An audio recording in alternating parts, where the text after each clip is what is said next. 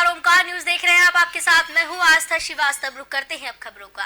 राष्ट्रपिता महात्मा गांधी की आज 75वीं पुण्यतिथि है। आज राजघाट में बापू की समाधि पर सर्वधर्म प्रार्थना का आयोजन होना है। सुबह 11 बजे पीएम नरेंद्र मोदी राजघाट पर बापू को श्रद्धांजलि देने पहुंचे। इससे पहले उन्होंने ट्वीट कर बापू की पुण्यतिथि पर उन्हें नमन किया।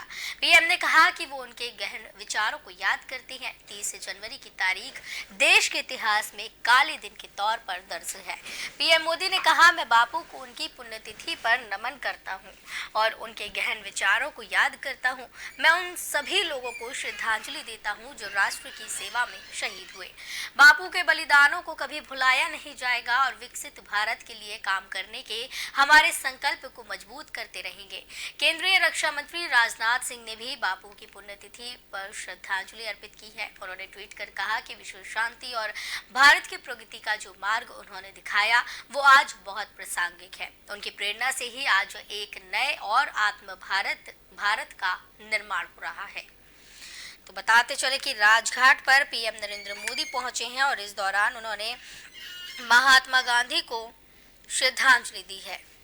राजघाट पर पीएम ने पहुंचकर श्रद्धांजलि दी। साथ ही साथ रक्षा मंत्री ने भी पीएम मोदी को श्रद्धांजलि दी है और उन्हें याद किया है। प्रधानमंत्री नरेंद्र मोदी ने इस दौरान महात्मा गांधी को याद किया, उनके विचारों को याद किया है। आज महात्मा गांधी की 75वीं पुण्यतिथि है। इस मौके पर पीएम नरेंद्र मोदी ने राजघाट पहुंचकर महात्मा गांधी को श्रद्धांजलि दी है। रक्षा मंत्री राजनाथ सिंह भी बापू को श्रद्धांजलि देने के लिए राजघाट पहुंचे हैं। देश की आजादी में महात्मा गांधी के योगदान को देखते हुए 30 जनवरी को शहीद दिवस के रूप में मनाया जाता है। पीएम मोदी ने सोशल मीडिया पर भी राष्ट्रपिता महात्मा गांधी को श्रद्धांजलि अर्पित करते हुए ट्वीट किया और लिखा है कि मैं बापू की पुण्यतिथि पर उन्हें नमन करता हूं और उनके विचारों को याद करता हूं। मैं उन सभी लोगों को भी श्रद्धांजलि देता हूं जो देश की सेवा में शहीद हुए। उनके बलिदान को कभी भुलाया नहीं जाएगा और हम भारत को विकसित करने के लिए हमारे संकल्प को मजबूत करते रहेंगे। पीएम मोदी, रक्षा मंत्री के अलावा राष्ट्रपति द्रौपदी मुर्मू ने भी महात्मा गांधी की पुण्यतिथि पर उन्हें श्रद्धांजलि दी और राजघाट पहुंची। उपराष्ट्रपति जगदीप धनखड़ ने भी राजघाट पहुंचकर महात्मा गांधी को नमन किया। गृह मंत्री अमित शाह भी बापू की पुण्यतिथि पर याद कर रहे हैं। अमित शाह ने ट्वीट करते हुए लिखा कि स्वदेशी और स्वावलंबन के मार्ग पर चलकर देश को आत्मनिर्भर बनाने की प्रेरणा देने वाले महात्मा गांधी की पुण्यतिथि पर उन्हें कोटि कोटि नमन। आजादी के अमृत काल में पूज्य बापू के स्वच्छता, स्वदेशी और स्वभाषा के विचारों को अपनाकर उन पर चलना ही गांधी जी को सच्ची श्रद्धांजलि होगी। आम आदमी पार्टी के मुखिया अरविंद केजरीवाल ने भी ट्वीट कर राष्ट्रपिता महात्मा गांधी को नमन किया। अरविंद केजरीवाल ने लिखा कि राष्ट्रपिता महात्मा गांधी की पुण्यतिथि पर उन्हें कोटि कोटि नमन। पूज्य बापू जी ने पूरी दुनिया को सत्य और अहिंसा की सीख दी। उनके बताए आदर्श मार्ग पर चलते हुए देश की सेवा करना ही उन्हें सच्ची श्रद्धांजलि है। बताते चले कि राजघाट पर पहुंचकर पीएम मोदी ने उन्हें श्रद्धांजलि अर्पित की है और उन्हें याद किया।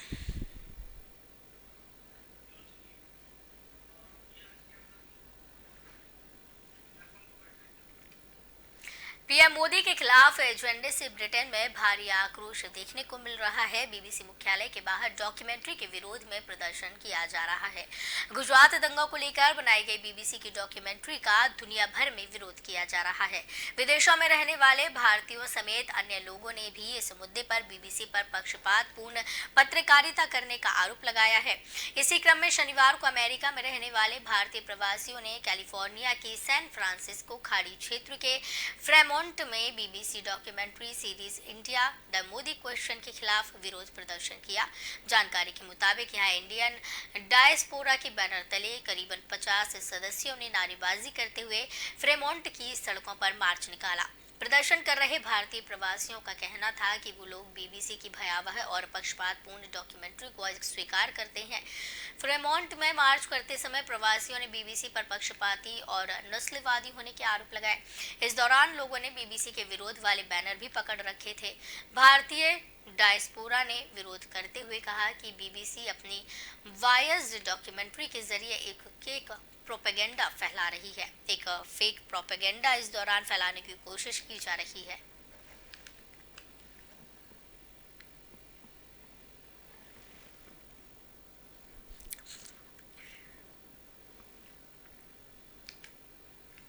प्रधानमंत्री नरेंद्र मोदी ने अपनी सरकार के सभी मंत्रियों से आम लोगों तक सरकार के उन फैसलों तक सही जानकारी पहुंचाने के निर्देश दिए हैं जो साहसिक थे और बिना किसी भेदभाव के लिए गए। संसद के बजट सत्र से पहले पीएम मोदी ने अपने सभी मंत्रियों के साथ बैठक की।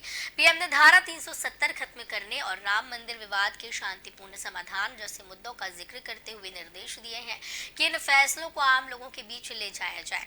पीएम ने सरकार की ओर से चलाए जा रहे कल्याणकारी योजनाओं का जिक्र करते हुए कहा कि सरकार ने वो फैसले जाति, धर्म और वोट बैंक की परवाह किए बिना लिए हैं जिसका फायदा सभी धर्मों और वर्गों को बिना भेदभाव के मिला।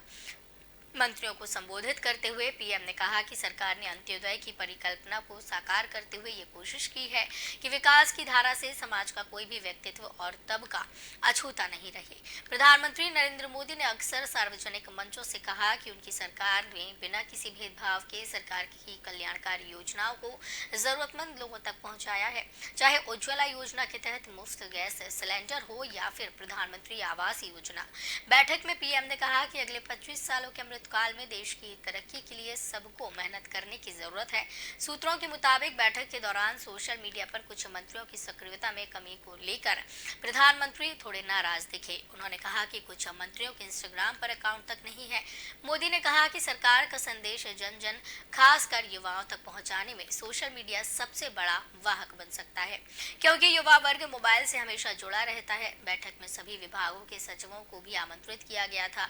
कैबिनेट सचिव राजीव गौबा ने पिछले 8 सालों में मोदी सरकार के कामकाज और फैसलों को लेकर मंत्रियों के सामने प्रेजेंटेशन दिया। इसके अलावा सूचना और प्रसारण सचिव अपूर्व चंद्रा ने सरकार के कार्यों के प्रचार प्रसार के लिए किए जा रहे कामों के बारे में प्रेजेंटेशन दिया। वहीं व्यापार संवर्धन विभाग के सचिव अनुराग जैन ने आधारभूत ढांचे को मजबूत करने के लिए किए जा रहे काम के बारे में प्रेजेंटेशन दिया है। तो आपको बताते चले कि बैठक में कैबिनेट सेक्रेटरी ने 2014 से लेकर अभी तक मोदी सरकार की योजना और सभी प्रेजेंटेशन दी है सभी फैसलों को लेकर। इस दौरान सूचना प्रसारण सचिव ने सोशल मीडिया के जरिए कैसे सरकार के कामकाज का और फैसलों का प्रचार प्रसार किया जाए इस पर प्रेजेंटेशन दी। केंद्रीय बजट से पहले प्रधानमंत्री नरेंद्र मोदी ने रविवार को केंद्रीय मंत्रिपरिषद की बैठक की अध्यक्षता की है। 1 फरवरी को संसद में पेश किया जाने वाला केंद्रीय बजट 2024 के आम चुनाव से पहले मोदी सरकार का आखिरी पूर्ण बजट होगा।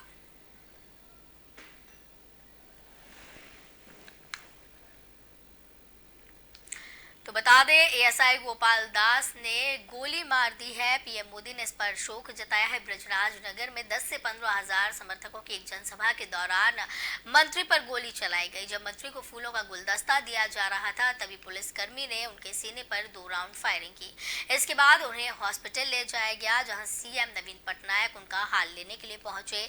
हमलावर एएसआई गोपाल दास की पत्नी जयंती दास ने मीडिया को बताया था कि उसके पति का पिछले 7 से 8 साल से मानसिक असंतुलन की वजह से इलाज चल रहा है। जयंती दास ने बताया कि उसे अपने भतीजे से पहले हमले की जानकारी मिली जिसने टीवी देखी। जयंती दास ने यह भी बताया कि उसके पति कई महीनों से छुट्टी भी मांग रहे थे लेकिन उन्हें छुट्टी नहीं मिल रही थी। ओडिशा के स्वास्थ्य मंत्री के निधन पर पीएम नरेंद्र मोदी ने शोक जताया है। पीएम मोदी ने उनके परिजनों के प्रति अपनी संवेदना व्यक्त की है। तो आपको बताते चले कि ओडिशा के स्वास्थ्य मंत्री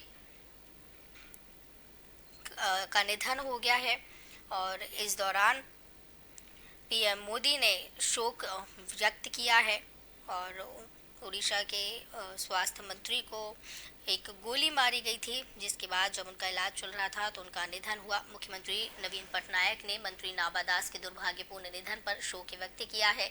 ओडिशा सीएमओ की ओर से जारी बयान में कहा गया कि वे सरकार और पार्टी दोनों के लिए एक संपत्ति थे। उनका निधन ओडिशा राज्य के लिए एक बड़ी क्षति है।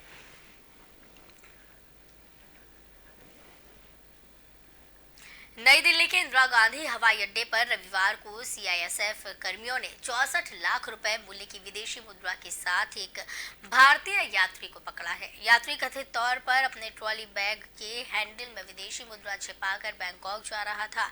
अधिकारियों ने यह जानकारी दी। अधिकारियों ने बताया कि सुरक्षा जांच के दौरान इंदिरा गांधी अंतर्राष्ट्रीय हवाई अड्डे के टर्मिनल 3 पर सुरक्षा कर्मियों ने जब एक्सरे स्कैनर पर करेंसी नोटों की तस्वीर देखी तब यात्री को रोका गया। एक वरिष्ठ अधिकारी ने बताया कि यात्री को थाई एयरलाइंस की फ्लाइट से बैंकॉक जाना था।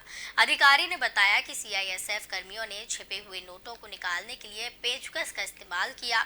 64 लाख रुपए मूल्य के 68,400 यूरो और 5,000 न्यूजीलैंड डॉलर बरामद किए। उन्होंने बताया कि उक्त व्यक्ति को आगे की जांच के लिए सीमा शुल्क अधिकारियों को सौंप दिया गया है।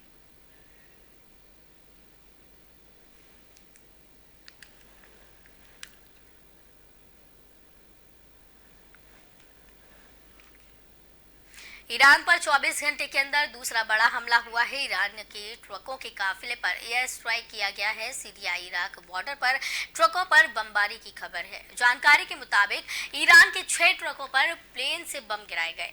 इससे पहले रविवार को ईरान के इस्फहान शहर में सैन्य ठिकाने पर ड्रोन अटैक हुआ था। सीरिया और दूसरे अरब मीडिया ने 29 जनवरी की रात को कहा कि अज्ञात प्लेन ने सीरिया इराक बॉर्डर पर अल काइम क्रॉसिंग के पास ईरानी ट्रकों के एक काफिले पर हमला किया। सऊदी के अल अरबिया नेटवर्क ने अज्ञात स्रोतों का हवाला देते हुए कहा कि हमले से पहले 25 ट्रक इराक से सीरिया की सीमा पार कर चुके थे। सीरिया के शाम एफएम रेडियो स्टेशन और अन्य स्थानीय मीडिया रिपोर्टों के अनुसार 6 रेफ्रिजरेटर ट्रकों को निशाना बनाया गया है। अल अरबिया ने कहा कि अज्ञात विमान ने ट्रक चालकों पर बम गिराने से पहले चेतावनी दी। मीडिया रिपोर्ट्स के मुताबिक अल काइम क्रॉसिंग ईरानी मिलिशिया की ओर से नियंत्रित किया जाता है।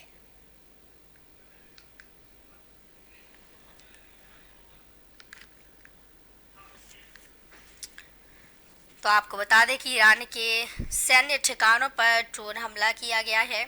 ईरान समाचार एजेंसी IRNA द्वारा जारी किए गए बयान के मुताबिक ईरान की सेना ने एक ड्रोन को मार भी गिराया, जबकि 2 अन्य ड्रोन फायरिंग के बाद वापस लौट गए। इस असफल हमले में किसी की जान नहीं गई।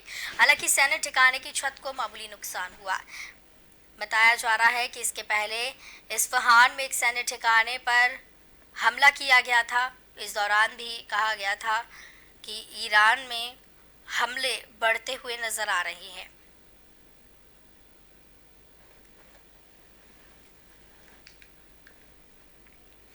देश में लव जिहाद, लैंड जिहाद और धर्मांतरण की गतिविधियों पर रोक लगाने के लिए कानून बनाने की मांग होती रही है। इन्हीं मांगों को लेकर हिंदू संगठनों ने मुंबई में प्रदर्शन किया। इसमें विश्व हिंदू परिषद, बजरंग दल, RSS और भाजपा से जुड़े लोग शामिल थे। दावा किया जा रहा है कि इस प्रदर्शन में 1 लाख से अधिक लोग शामिल हुए। मीडिया रिपोर्ट्स के अनुसार हिंदू संगठनों ने ये प्रदर्शन 29 जनवरी 2023 को दादर शिवाजी पार्क से कामगार स्टेडियम तक किया। लोगों की मांग है कि महाराष्ट्र सहित पूरे देश में लव जिहाद, लैंड जिहाद और धर्मांतरण के खिलाफ कानून बनाए जाएं। प्रदर्शन कर रहे लोगों का कहना है कि सरकारी जमीन पर अतिक्रमण बंद हो, अवैध इस्लामी मजहबी स्थानों पर कार्रवाई हो, लैंड जिहाद के खिलाफ कड़ा एक्शन लिया जाए।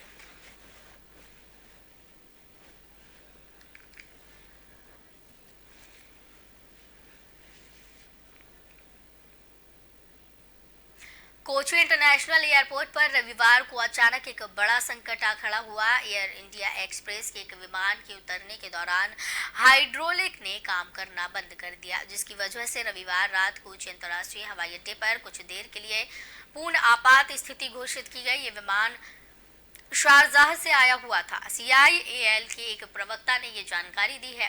वहीं एयर इंडिया एक्सप्रेस के प्रवक्ता ने बताया कि फ्लाइट IX 412 में अचानक आग लगी। इससे अफरा तफरी का माहौल बन गया। इसके बाद टीम फौरन एक्टिव हुई और फ्लाइट में सवार सभी 183 यात्रियों और चालक दल के 6 सदस्यों को सुरक्षित बाहर निकाला गया। कोची अंतर्राष्ट्रीय हवाई अड्डा लिमिटेड के एक प्रवक्ता ने बताया कि रात 8:04 पर एयरपोर्ट पर पूर्ण इमरजेंसी घोषित कर दी गई, लेकिन इस दौरान किसी भी रनवे को अवरुद्ध नहीं किया गया और न ही किसी भी उड़ान का मार्ग बदला गया। रात 8:36 पर तुर्की की नरमी के बाद इमरजेंसी स्थिति के आदेश को वापस ले लिया गया और कोची अंतर्राष्ट्रीय हवाई अड्डे पर एयर ऑपरेशन को सामान्य घोषित किया गया। एयर इंडिया एक्सप्रेस के एक प्रवक्ता ने बाद में एक बयान में कहा कि विमान निर्धारित समय यानी कि रात 8:34 पर सामान्य तौर पर क्यों उतरा। अब इस मामले में एक लापरवाही भी सामने आई है कि हवाई ट्रैफिक कंट्रोल को आपात स्थिति की कोई सूचना नहीं दी गई थी। प्रवक्ता ने यह साफ कर दिया है कि शारजाह कोची उड़ान आपात स्थिति में नहीं उतरी। एयरपोर्ट अथॉरिटी का कहना है कि पायलट ने हाइड्रोलिक प्रेशर सिस्टम में इस तरह का उतार चढ़ाव देखा और एहतियात के तौर पर एटीसी को इसकी सूचना दे दी।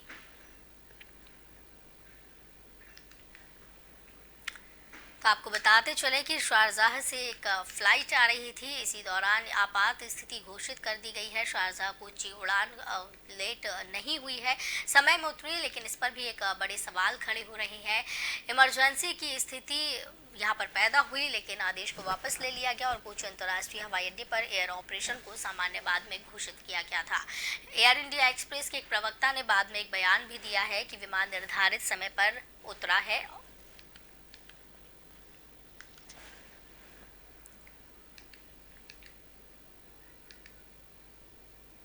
भारत ने न्यूजीलैंड को 3 टी20 मैचों की सीरीज के दूसरे मैच में 6 विकेट से हरा दिया है।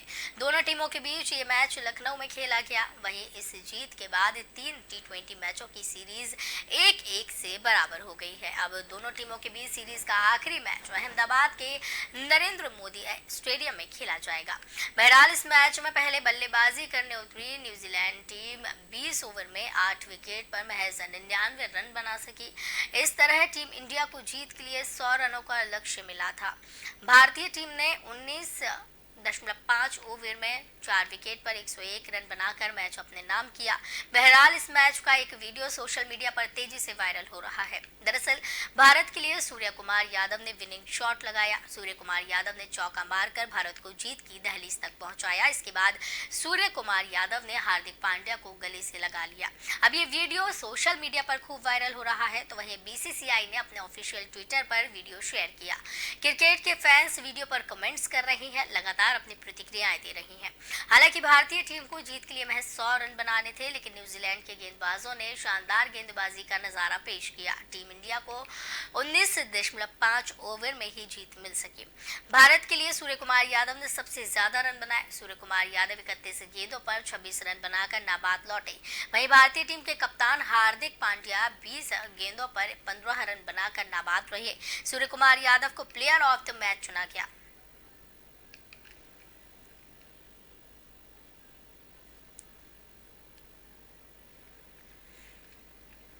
देश में मौसम का मिजाज बदल गया है। ठंडी के बीच राजधानी दिल्ली और आसपास के इलाकों में बारिश हो रही है।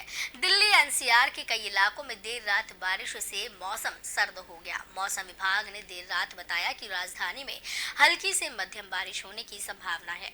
हरियाणा, उत्तर प्रदेश, राजस्थान और पंजाब में भी बारिश होने का अनुमान लगाया गया है। आईएमडी के अनुसार यमुनानगर, कोसली, सोहाना, रेवाड़ी, पलवल, बावल, नूह, औरंगाबाद, होडल, सहारनपुर, गंगोह, शामली और कई दूर दराज के इलाकों और आसपास के क्षेत्रों में बारिश और हो सकती है। इसके अलावा राजस्थान में पश्चिमी विक्षोभ के लगातार सक्रिय होने की संभावनाएं हैं। इसका असर मंगलवार तक रहने की उम्मीद है। मौसम विभाग की सलाह है कि उन इलाकों में जाने से बचे जहां अक्सर जल भराव की समस्या रहती है। चांदपुर, बड़ौत, दौराला, बागपत, मेरठ, खेकड़ा, मोदीनगर, किठौर, गढ़मुक्तेश्वर, पिलखुआ, हापुड़, गुलौटी समेत तमाम इलाकों में हल्की से मध्यम बारिश होगी। राजस्थान के डीग, लक्ष्मणगढ़ और भरतपुर में भी बारिश का अनुमान है। इसके अलावा अगले 2 घंटों के दौरान दिल्ली के अलग अलग इलाकों में तेज हवाएं चलने के साथ ही बारिश भी हो सकती है। मौसम विभाग का कहना है कि उत्तर भारत में बारिश से मौसम एक बार फिर से ठंडा हो गया है। हालांकि हालात शीतलहर जैसे नहीं होंगे। तापमान में भी कोई खास बदलाव नहीं देखा जाएगा। आईएमडी का कहना है कि वेस्टर्न डिस्टर्बेंस के एक्टिव होने की वजह से बारिश हो रही है। तो मौसम का मिजाज फिर बदल गया है और फिर से एक बार ठंड ने दस्तक दे दी है और ठंड एक बार फिर से कई जगह पर लौट आई है और बारिश होने का अनुमान अभी भी जताया जा रहा है। कई इलाकों में देर रात बारिश हुई, जिसकी वजह से मौसम सर्द हो गया। दिल्ली एनसीआर में लगातार हो रही बारिश के बाद ठंडक लौट आई है और एक बार फिर से संभावना जताने लगी है कि हरियाणा, उत्तर प्रदेश, राजस्थान और पंजाब में बारिश होने के अनुमान है। आईएमडी के अनुसार यमुनानगर, कोसली, सोहाना और कई ऐसे शहर, मुजफ्फरनगर, खतौली जैसे आसपास के इनके इलाकों में बारिश हो सकती है। इसके अलावा राजस्थान में भी पश्चिमी विक्षोभ के लगातार सक्रिय होने की खबरें सामने आ रही हैं लगातार, जिसकी वजह से मौसम ठंडा है और बारिश लगातार हो रही है। इसका असर मंगलवार तक रहने की उम्मीद है।